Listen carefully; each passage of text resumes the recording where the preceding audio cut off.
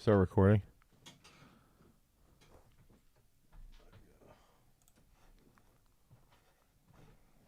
What's up, everybody? Let's get into some of the most overrated exercises. And Keith, you're in there trolling. I see you in there. Most overrated exercises for athletes. I think, ironically, I was just downstairs with our athletes timing some flying 10s where Sam Mattis ran like a 1:16 and a flying 10, which is absolutely insane. And so I almost start to think about initially, right, if we're looking at athletes and the athlete spectrum and what that would entail if we immediately go into in our system, we're trying to figure out, okay, what are like the main big aspects, what are those main attributes? And initially it's like we're going to have some aspect of speed, okay, so locomotion, running, sprinting, right? So anything along those lines. So that's going to be up top, okay? The next aspect, there's going to be some aspect of strength, okay? So now we're looking at strength, and that could be an absolute strength display or a maximal strength display. So maybe a lower velocity, but load would be high. So then we're looking at, let's say, a back squat, right, or a bench press, okay? And then we look at endurance. Every sport, mostly every sport will have a form of endurance. And then mostly with these sports, even in a sport that might be, say, powerlifting or throwing, you're still going to have like strength endurance involved there. So there's still going to be some type of endurance component. And then finally, what we term as like impulse. So impulse would be, things that deal with a high level of rate of force development, a high level of peak velocity, a high level of average velocity. Okay, so if we see a movement that has high peak velocity or is consistently producing a large average velocity or has the components of high rate of force development, that's going to be in the impulse aspect. And so if we can break that down, right? So that's how we're looking at athletes. Those are the four components of training that our exercises are going to sort of follow under, okay? So then you can look at it and say, okay, well, what defines an exercise for an athlete? Then we have to look at that and say, okay, really, in most cases, there's going to be 5 types of athletes, okay? So you're going to have athletes that might fall under an area where they're a high impulse base. So they're putting out a massive amount of force in a short period of time. They're doing movements like a clean, like a vertical jump, like a power snatch, okay? And that would be a sport like the discus. So we just talked about Sam Mattis ran a 1:16 in a flying 10, okay? So what has he done? He's probably hasn't run a flying 10 in 8 years of training, but the movements that we do develop impulse, and the flying 10 is a really, good test for display of impulse, for display of speed. So if we look at Sam's training, we can then sort of walk backwards and say, okay, so he does a lot of power snatch. He does a lot of cleans. He's doing hang cleans today, a lot of vertical jump work, a lot of hurdle hops, a lot of behind the neck jerk. So that's going to lead into that type of quality. So that's the other factor then is you go, okay, so he's one type of sport. A thrower or a weightlifter or even a gymnast to a point might be one type of sport. So then we have to look at another type. And so another type might be, well, what if we have a sport that has high speed movements? They have locomotion as well, so they actually have running movements. Then they have an opposing force, okay, so that they have to have that max strength as well. And then they also have like a little bit of endurance, and that might be, somebody like offensive lineman. That could be, even if I'm looking at that, I could even start to think about if, offensive lineman, rugby, I have this written down, ice hockey, cricket, those are going to be sports that are going to be basically broken down into like 40 to 45% of their training should be around impulse. About 20 to 25 could be around speed and strength training. And then about 10% to 15% could be around endurance. And then we look at another type of athlete. Okay, so now we go to like an athlete like a wrestler or somebody in MMA. So if you're a wrestler or in MMA, right now, and that you're going to have that max strength. You're going to have some type of impulse training. If you're in wrestling, you don't really need to train as much speed because there's not as much locomotion because you're in a wrestling stance, but you will need to train endurance. So that's another type of athlete. So that's going to separate us now, right? We're looking at a wrestler who's going to have more endurance than, say, a discus thrower. Then we get into, someone like a soccer player or a lacrosse player. And now we're seeing athletes in soccer and lacrosse, they have to run 5, 6, 7 miles a game. Field hockey, 6 to 7 miles a game. They have to run fast. They have to run slow. They have to stop. There's a lot of mileage. They have to have a lot of speed. So they have a speed component. They have to have an endurance component. Their max strength component might be substantially lower, but then they also have to train impulse. So now you're starting to look at it and go, okay, so this is like that fourth type of athlete. Then you look at the fifth type. The fifth type of athlete might be somebody who's a triathlete. They're almost predominantly endurance based. A triathlete, a marathoner, an ultra distance swimmer, above a 10K essentially, or around a 10K or more out on the track. So now you're looking at most of that sport is almost entirely endurance based. The speed is that they're going to be training might be done like once a week for 30 to 40 minutes. The strength training that they're doing might be twice a week just to improve stability and try to have injury prevention. And then they're almost going to do zero max strength training. So I think that when we're looking at going back to the original question of what qualifies as a good exercise that you recommend for athletes, I like to look through those 4 key areas. Again, impulse, speed, max strength, and endurance. And then I like to figure out and mine that down a little bit more and say, okay, now we're looking at the actual athlete types. So about 5 different athlete types. And then we can go down even further after we include all those and try and break down the ratio of how much time is in impulse versus strength versus speed versus endurance. And then we have to look at the tests. Okay. So if we can set up a test, the test is really going to be the test specifically for, let's use a sprinter. If we're testing them in the weight room and we see a big correlation between their back squat and their vertical jump to their sprint speed, well, those are going to be the tests. And that then leads you to say, okay, if we're looking at impulse, what are testing examples? Cleans, vertical jump, broad jump, depth drop to broad jump. If we're looking at if we're looking at maximal strength, then we're going to be looking at, okay, now we're going back squat, single leg squat, front squat, bench press, pull-ups. Those are good examples of max strength. Then if we're looking at speed, okay, a flying 10 like Sam Mattis just hit, okay, a 10 from a start, a 40, okay, maybe a flying 20, maybe a 20 with a sled, a 20 with a certain percentage of their body weight versus a 20 with another percentage of their body weight. Now we can see a comparison with their speed, then make those comparisons of those specific exercises.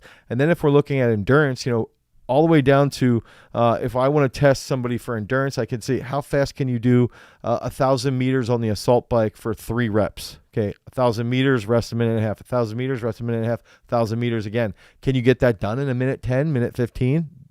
Probably going to have decent endurance if you're a wrestler. Okay, if we're going to get on there and say, let's go 5 minutes as hard as you can you hold 74 RPMs? That's going to show you if you've got pretty good endurance. Can you run a 5K? That's going to be a good test for lacrosse. That's going to be a good test for soccer. Okay, and then if we're looking even deeper, if we're in cycling, or even marathon, we might look at functional threshold power. Okay, so now we're going to look at what's your 60-minute test? How hard can you run for 60 minutes? And then can we take 95% of that? So when we're looking at those specific exercises, really now those are the exercises that are good, right? And then you can start to work backwards and say, okay, if those are the tests, what movements won't feed those tests? What movements won't make those athletes better? Okay, and then you can sort of pull those movements out and say, okay, these are probably going to be more overrated. And I think that, right off the bat, I have the question, what qualifies as an exercise that most people praise, but I've found minimal results with? And I think that right off the bat, that for me would be a traditional deadlift. I love the deadlift. It's the greatest lift for me as far as I think general health. It's one of the best that you can do. Do I think it's the best for sports performance? No, because I think there's 10 other lifts that will make the deadlift better, and the deadlift won't make the other lifts better. So it's like, why not just train? And if we use Sam Mattis again as an example, he's deadlifted 700 pounds without ever deadlifting because he's doing heavy cleans, he's doing heavy clean pulls, he's doing snatches, doing snatch pulls, he's doing front squats from a pause, he's doing back squats with a pause. So it's like, that's where I think it's important to see. That's where you look at too. See if my one book here. You look at like using the terms of Verkhoshansky with like the dynamic correspondence, and we know that with dynamic correspondence, I don't see the book. I must have taken it somewhere. If we're looking at dynamic correspondence, you can look at that through regime of muscular work, the speed of that muscular contraction. How the body's organizing, that's going to help us carry that over into the sporting realm. And so then another question, what would you consider the most overrated exercises in your experience, or what are the most overrated exercise in my personal experience around training people? That's a freaking tough one. I think like for me, it's so hard now because I've been exposed to really good strength coaches, and I've been training for quite a while, that I don't do exercises that are overrated. In weightlifting, I think the jerk recovery is probably the most overrated exercise in the sport. I also think that, again, deadlift probably. I think trap bar deadlift's very overrated. I think you should be doing like a pause front squat. So anyway, I think it's more important to just recognize that when we're breaking down athletes and exercises, it's important to identify the 4 big areas: speed, endurance, strength, impulse. Okay? Impulse. We've been talking about impulse. We've seen writings about impulse since 1962, if not further, earlier than that. Okay, so if we can see those 4 key areas in sports performance, and then if we can start to think, okay, how does my sport that I'm training for fit into one of these 5 areas, and where does it fit?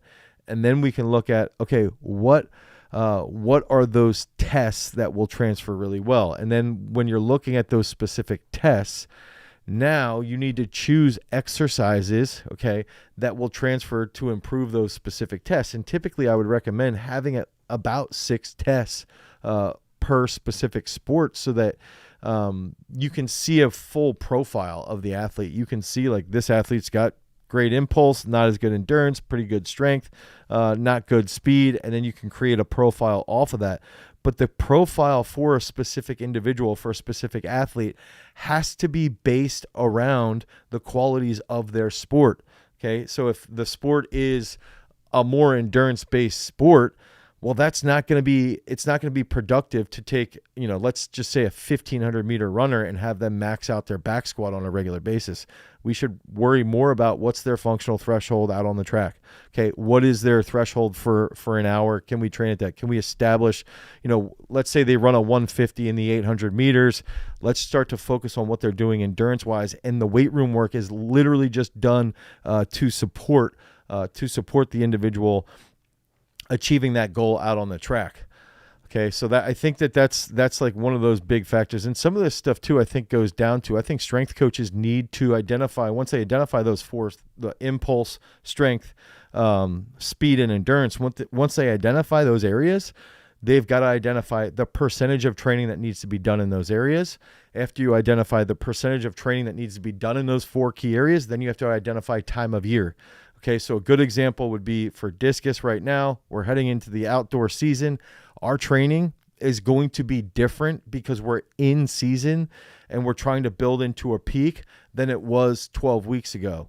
The exercises might be the same, but the total amount of time under tension should be quantified and should be altered based off of being in season. Okay, so I think those are some real big concepts that we've got to touch on to help improve and push that realm of sports performance ahead. And really what we're trying to do now is we take those 4 key areas, speed and impulse and endurance and strength, and then we identify what type of sport we're dealing with. We look at research around work to rest ratios. Once we identify work to rest ratios, then we look at, does this sport have an external component? Meaning, is there an opponent that you have to go against, like in wrestling, like in boxing, like in football, where you're actually making contact with somebody on a regular basis within the competition? Then that factors into how we identify if they're more strength-based or if they're more speed-based or impulse-based. And then, again, going back to that work-to-rest ratio, the work-to-rest ratio, so looking at a soccer player or lacrosse player and them running 5 to 7 miles a game, that's going to help tip the hat of, okay, now these guys they need more endurance work if they're petering out late in the game. Okay, so that's some of the key factors on how we base that and how we build that out to help improve their overall training. So I'm going to get into some of the big stuff that we're going to do a reaction. We're over on YouTube, so if you guys are on Instagram and you want to check out some of the reactions that we're going to use, I'm going to be changing the video layout on YouTube, so you can head over to YouTube and watch this, where we're going to be reacting to some specific videos. Somebody did ask me if we're doing this on YouTube, so I did want to just throw that out there. And so here we've got 8 overrated arm exercises. Avoid these. Ooh, we see.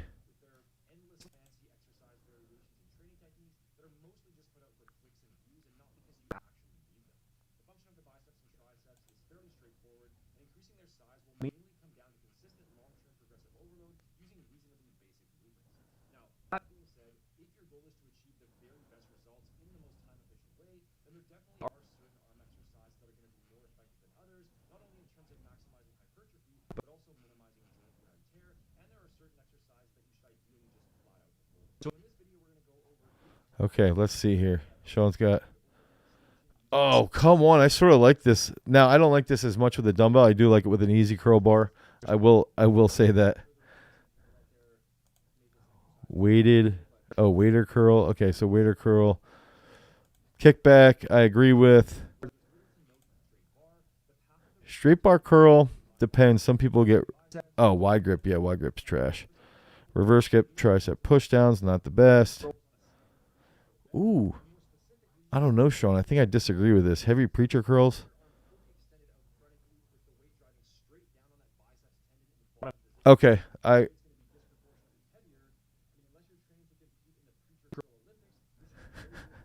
see that. Tricep dips, agreed. I think bench dips like that can get, and then plate curls. I actually like plate curls, but I like holding plate curls like this. So not bad there from Sean. Pretty solid. Again, if you guys are on Instagram or on TikTok, you can head over to the YouTube channel. We're actually watching some specific videos here. Now we got Johnny Shreve, the absolute animal, most overrated. Dude, I love it.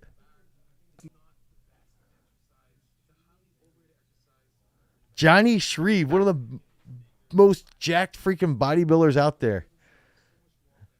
The conventional deadlifts overrated. Okay, let's see what else. Let's see. Ooh, machine back extensions. I like back extensions, especially as a warm-up, but I'm listening to Johnny on this one. And then we got, okay, underrated. This one's underrated. Trying to see there, we missed. Oh, there we go. Single arm dumbbell row. So he would replace a single arm dumbbell row with a long arm lat pull down, or a long arm pull down, essentially. And then we're gonna get into one of our own here. I don't know why that. Where's the audio?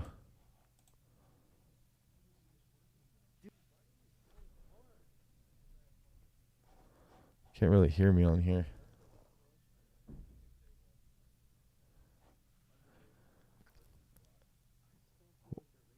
Walking lunges, underrated. Curtsy squats, underrated. I actually like curtsy squats quite a bit, even for throwers based off of their adductor.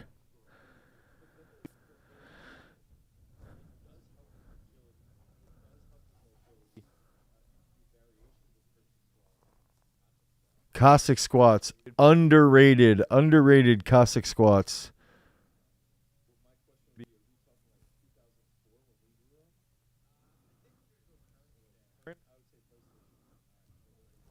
Xbox or PlayStation? Which one would you pick? Okay, so now I think the next big aspect here is that then once we're figuring all this stuff out, I did want to get into some types of exercises that are most effective at dealing with some chronic lower back pain. So, whoopsie, what is going on here? Why is that happening when I click on research papers? That is weird. So if I go back to video reaction, that is up, but when I'm on, that's weird. Okay, so I'm going to stay on video reaction here. And if you guys look on on YouTube, you can see, okay, some types of exercises are more effective than others in people with chronic lower back pain. Okay, so Dr. Jill Hayden figured this out, and she said, what are the effects of specific types of exercise treatments on pain intensity and functional limitation outcomes for adults with chronic lower back pain? And so the whole purpose of this was trying to figure out through meta-analysis by analyzing other different papers. This included 217 randomized controlled trials with 21,000 participants, 500 treatment groups. Most exercise types were more effective than minimal treatment for pain. So if you have back pain, most exercise types are way more effective than minimal treatment for pain. And that means you should be doing an exercise instead of doing nothing.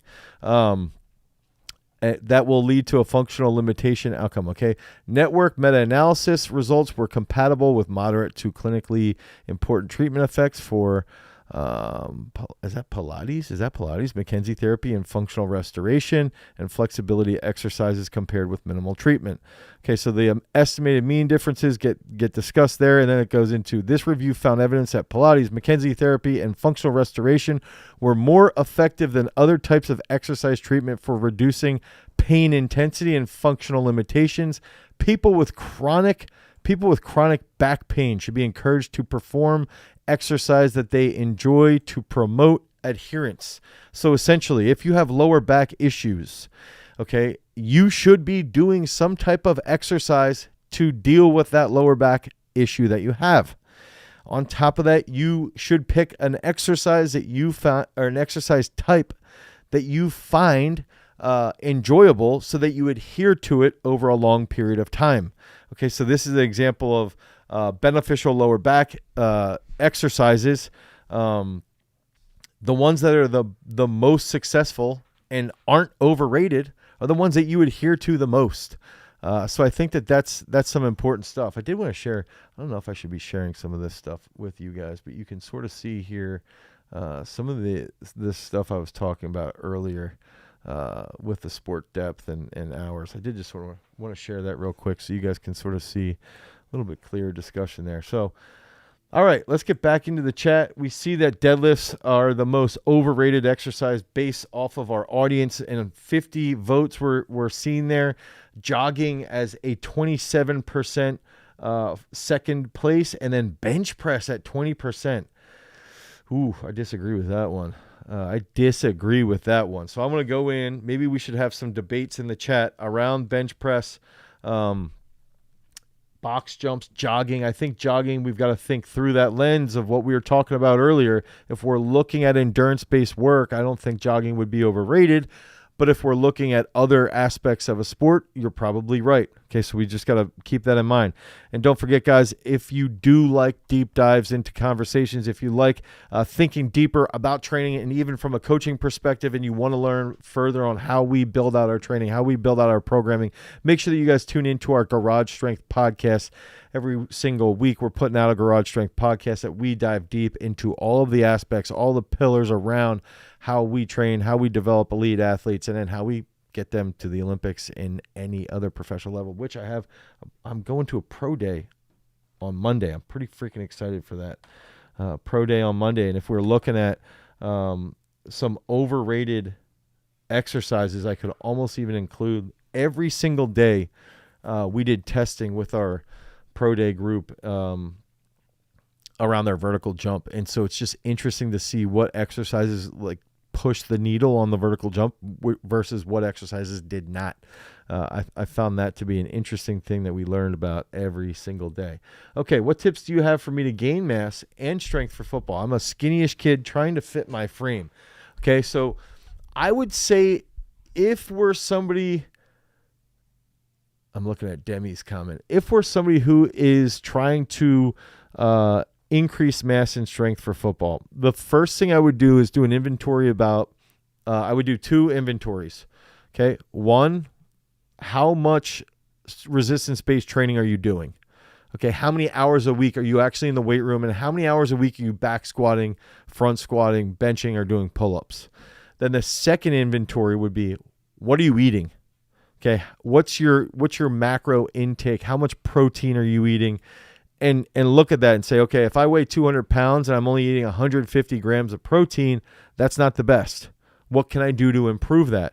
If I'm looking at the strength aspect and I'm going, well, I'm only really lifting 2 hours a week. Well, triple that. Lift six hours a week. That's a really quick way to increase mass and strength for football. And oftentimes I see that as a major problem. Keist with a very unique question here. So how do you overcome being born in the second half of the year as a youth athlete? And this is something that happens a lot under the age of 18, especially in like international based sports.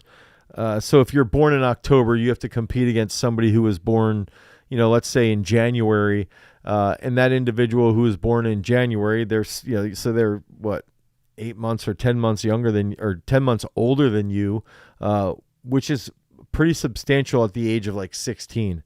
So how do you overcome that? I think the big thing for me is like the recognition of that is fine. I think the harping on it is the problem. I think you still have to train harder. I think you still have to recognize that like busting your butt in the gym is going to be a really quick way to overcome that. I think parents should recognize that quite a bit. I think it's like, I have a lot of weightlifters that have dealt with that in the past, and usually it doesn't matter until like July, August, September, October, where you start to see like, okay, they have to deal with this. But we've had a lot of athletes that were born in December, October. Kyle Jr. actually is an October birth date. So I think a lot of that just comes down to recognizing you've got to still train hard and you can't use it as a crux. Nathan Bias just asked, he asked a question around impulse, and there's one book. Jeez. I feel like all of my books. Oh, here we go.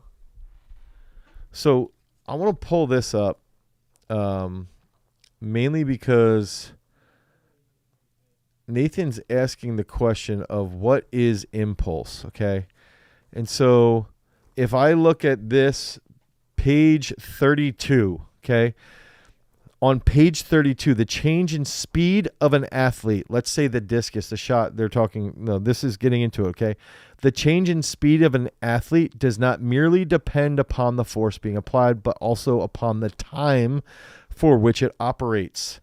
Okay, so that's where contact time plays a major role in sprinting. Okay, so it's like how much force matters, but what your contact time is, that also has a huge factor. So when we see that there is, it depends upon the force applied, but it also depends upon the time for which it operates.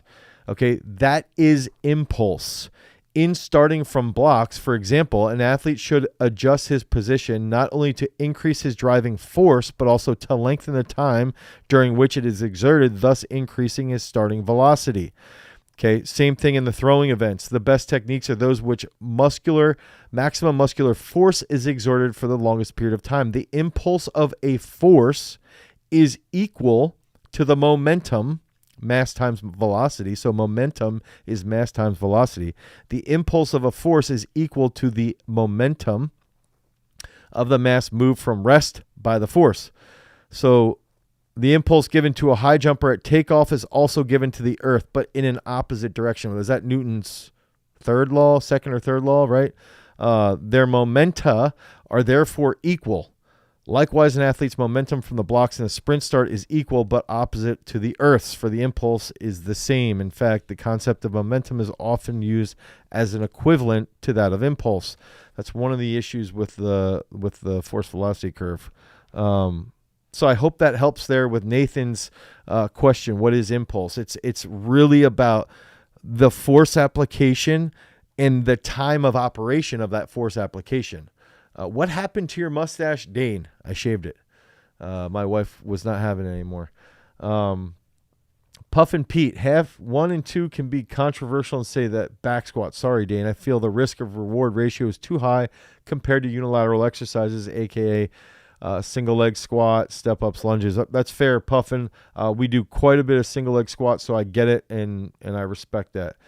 Exercises like heavy goblet squats or leg presses and heavy sled work, pushing and pulling, I think is also far better. Not goblet squats or leg presses compared to back squats. Maybe sled push pull I could agree with though.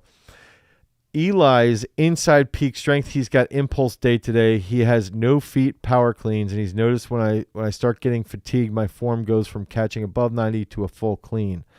Do I still count it or does? So Eli, if I were you and I was in on impulse day and you're supposed to do a power clean and you're not doing a power clean, you're going below 90 degrees, I would press that it was a miss and that you went below. And that should alter the weight. I rely on my speed and explosiveness a lot in soccer, but I tend to get tired quickly. How often should I train for endurance, and what are some of the best exercises that do not compromise speed? So this is a great question from Colin, and I'm going to try and share my screen. I think I might have done this. Oh, I didn't. Oh, here we go. Okay.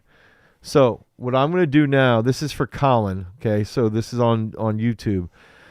What I would do here, Colin, is I'm going to share some behind the scenes work. And I'm going to show you that this is sport depth 4. Okay. So you're seeing sport depth 4. We see in specific work to supplemental ratios. For every 4 hours of soccer, you should be doing about 1 hour of supplemental work. Okay, so if you do 4 hours of soccer practice, then let's say that's Monday and Tuesday you do 2 hours each day. Then probably on Tuesday you should do 1 hour of supplemental work. Typically you should be doing about 3 hours of supplemental work a week. Now, if you notice here, you're going to be doing about 20% of that work should be endurance based. What we tend to do, okay, this is for Colin, is that we would test you. Andrew, I just read that comment. That's amazing. I love it. Love it.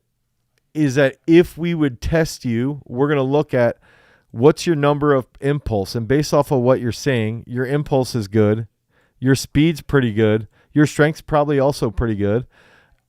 But your endurance is weak. And so if we put you in a test and we see that your endurance is weak, that athlete profile is going to show us Colin needs to improve his endurance without hindering his speed. So that's where we can do some type of anaerobic capacity work. Let's say you get on a hill, run hill sprints, 6 sets of 8 or 6 sets of 30-meter hill sprints with a minute rest.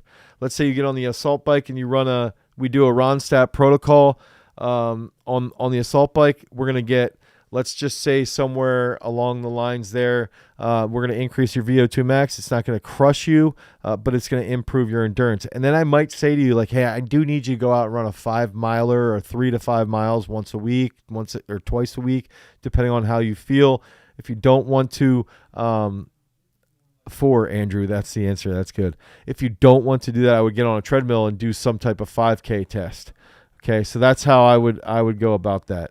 I did just want to show you guys this. That's how we would work through this, and we would have testing showing you what that athlete profile is essentially. Okay, so if we get back into this, I block THXT. I can only do 2 strength exercises for basketball per week. I do 5 sets of 3 clean, 5 sets of 3 single leg squats, 5 sets of 3 push press, seated calf raise. Love you. Awesome. Thank you. Thank you there. Eli, I'm lifting on my own 5 days a week on your athlete split in addition to football lifting 5 days a week. With this much volume, will this much volume negatively affect me? I think, Eli, that goes back to how much are you eating? Okay, how much are you sleeping? What's your sleep quality like? Because if we're training basically like 10 hours a week and it seems like you're still in high school and you're lifting 10 hours a week plus doing some field-based work for football, I think that could get fatiguing as long as you are focusing on your mobility, you're eating enough protein, and you're sleeping well.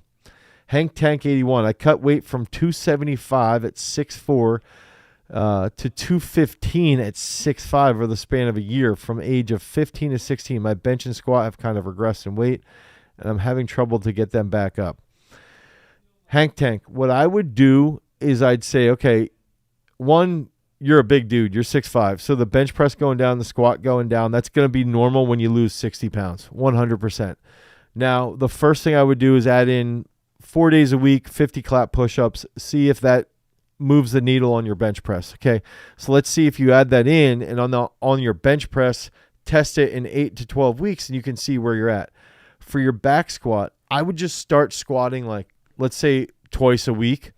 Make sure you're squatting full range of motion.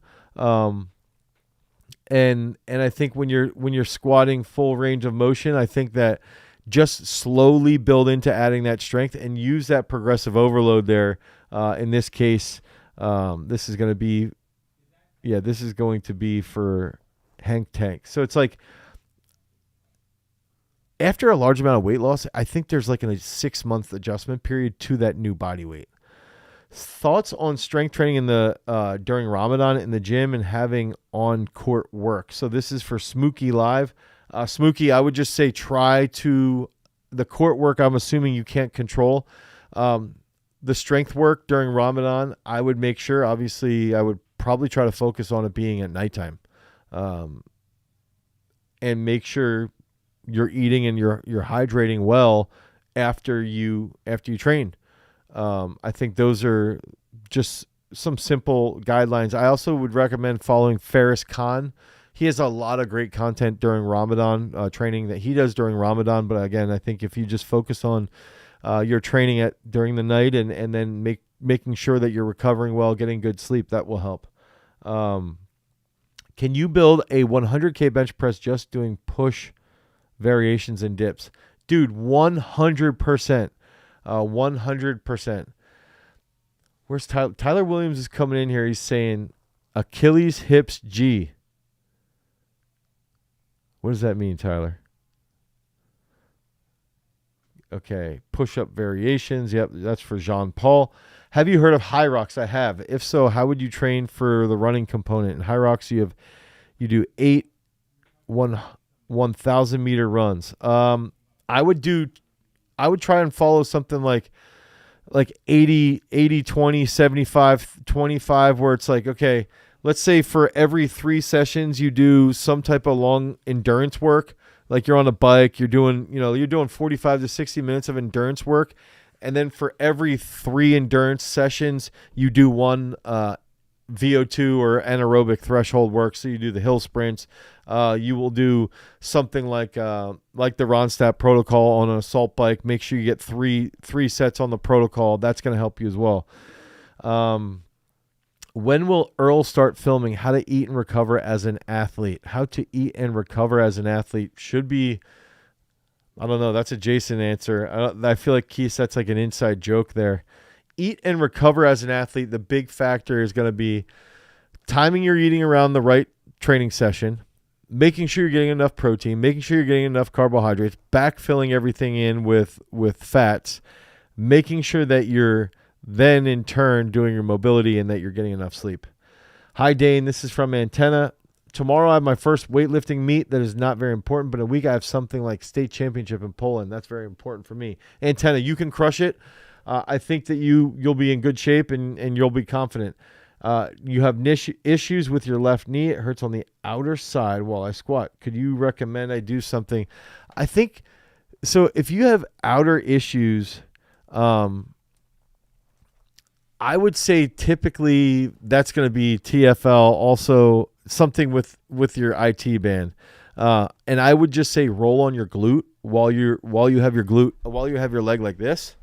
Okay, here, then roll on this glute to try and loosen that up, and even roll on like a lacrosse ball. I would say where that pain spot is before you start warming up for the competition. Okay. So I think that would be my first recommendation. This is what you're saying to me sounds sort of like runner's knee. It just sounds like a type of issue that you might. I wouldn't worry about it when the fact that you have 2 competitions back to back. I think you can do it. Just make sure that you're rolling that area out, rolling out your glutes, rolling out your quads, rolling out your IT band. And I think you'll see some improvement.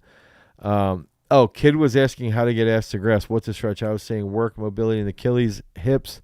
That's what I did at least. Yeah, Tyler, that's a good one. I also think having a target point. Actually, how can you increase lower body strength while dealing with a jumper's knee? That's from Smokey.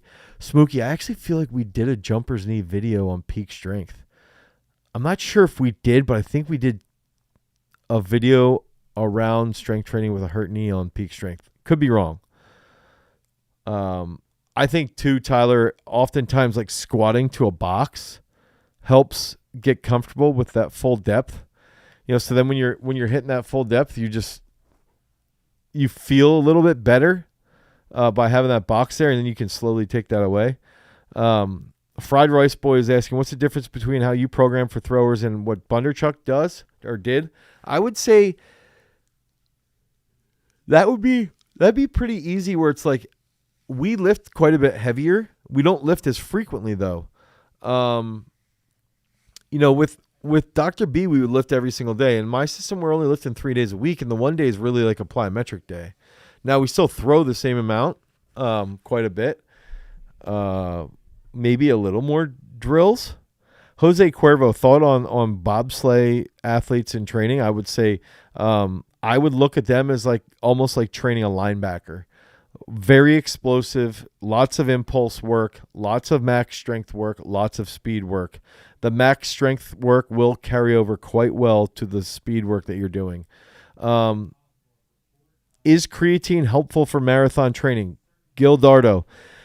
Is creatine helpful for marathon training? I think that question's absolutely fantastic, and I actually spoke to somebody this weekend about this, where I do think that you have to break down and analyze, do you gain weight when you're on creatine or not? And if you gain weight, is it like 2 pounds? If it is, then you're fine. And then I would say, okay, if I'm running on creatine, in theory, every time that I ground, I would put more force into the ground. I should be able to improve my overall performance if I'm on creatine based off of evidence.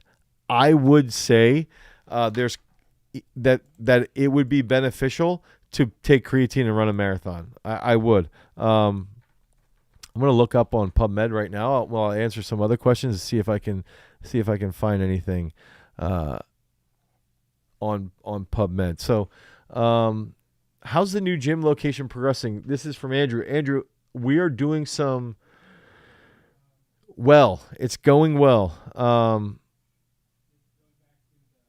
I see Earl's in there. Earl Kunkel is in there. So what I would say is we're doing like I think we're going to do something really unique with the new spot where we're going to be trying to go. By the way, if you have time, can you elaborate on a protocol for building a 100K? Okay, so let's just do this. You want to build a 100K bench and you just want to do push-ups and dips. Day 1, bench press, 7 sets of 3.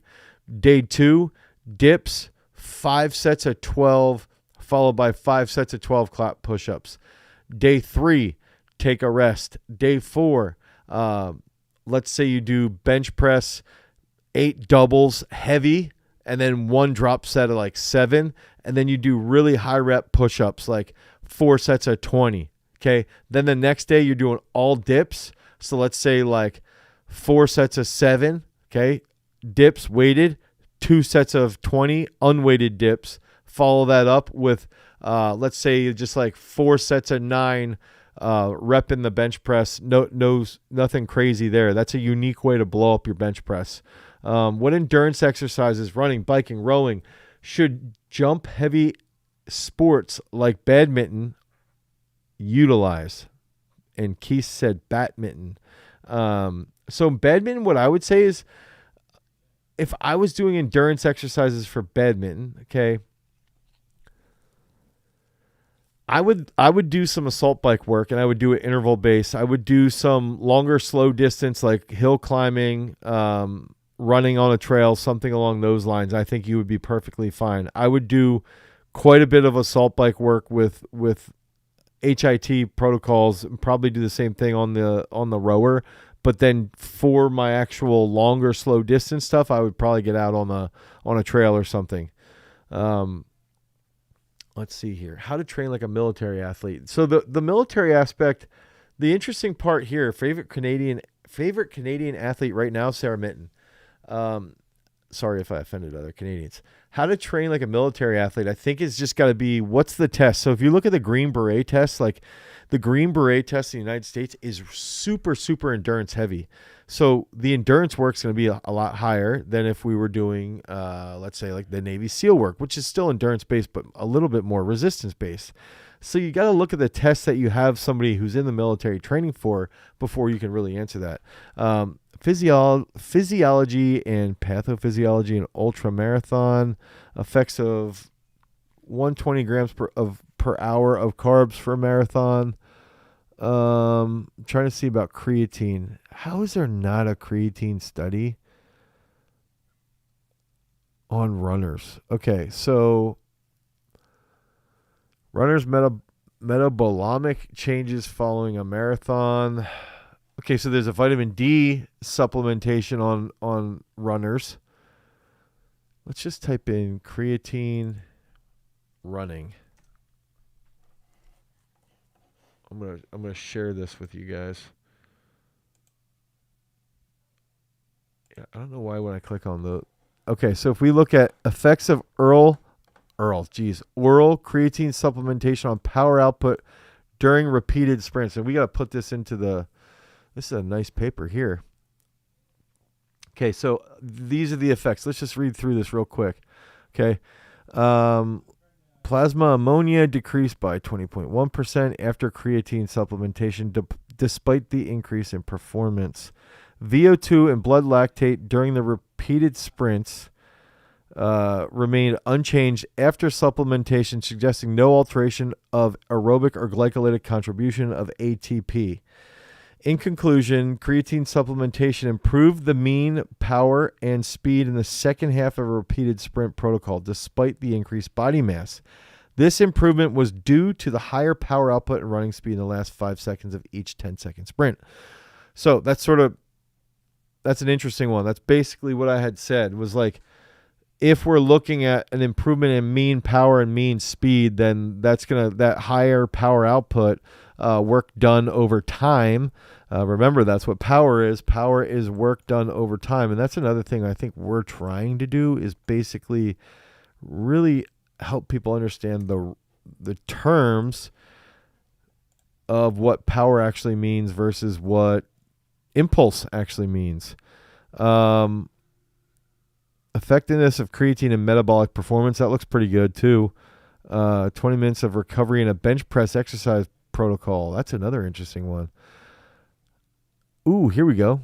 Power, endurance. Okay, so effects of creatine supplementation on muscle power, endurance, and sprint performance. Okay, so let's just jump down there. Short-term creatine supplementation leads to significant improvements in lower body max strength, maximal repetitive upper body and lower body high power exercise bouts, and total repetitions performed to fatigue in the max.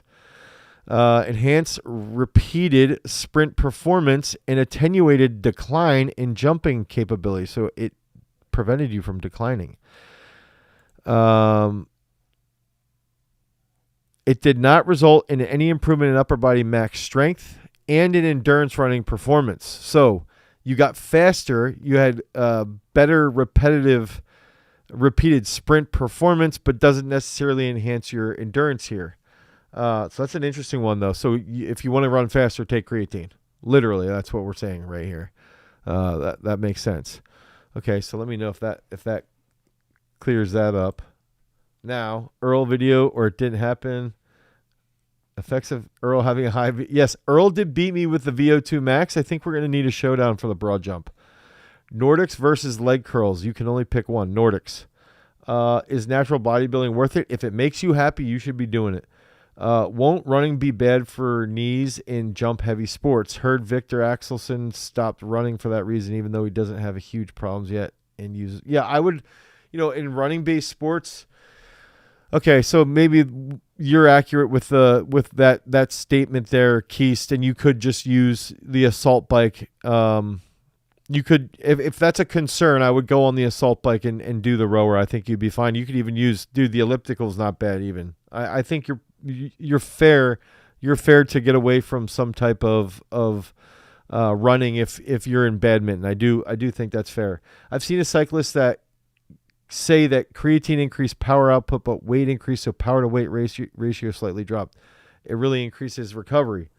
So that's for Jean-Paul. I think that's where you've got to make, what's the wattage per kilo. Look at your wattage per kilo and what you're doing. Let's say you're riding on Zwift and you could see your wattage per kilo output, and then really make sure that you're adjusting based off of that. I work with youth boxers. I'm curious how early I can start them lifting weights. It is not harmful to young joints. No, I would say how early can you start? How early do people start boxing? Like you're getting brain trauma essentially. I'm not saying it's bad to start kids in boxing early. I think it's a good sport for them to learn discipline. But is weightlifting, if somebody whatever age they're starting boxing, they can start weightlifting. Why would somebody be this is the old stunt your growth thing. I've had arguments like this with people where it's so your kid can eat McDonald's. They're 9 years old. They can eat McDonald's junk food. They can go play football and take hits to the head, but they can't lift weights because it's bad for their health. Please tell me why that makes sense. That doesn't make sense. If you start someone in those sports, why wouldn't we start them with resistance-based training as well? It's going to help with their coordination. We know it helps with coordination, so it's going to transfer. I just realized I have to go coach. Oh, my gosh. What do you think about Mbappe being almost as fast? Only 1 second behind. Yeah, that was a weird interaction. I don't know why they even posted that. All right, thanks, guys, for tuning in. Until next week, peace.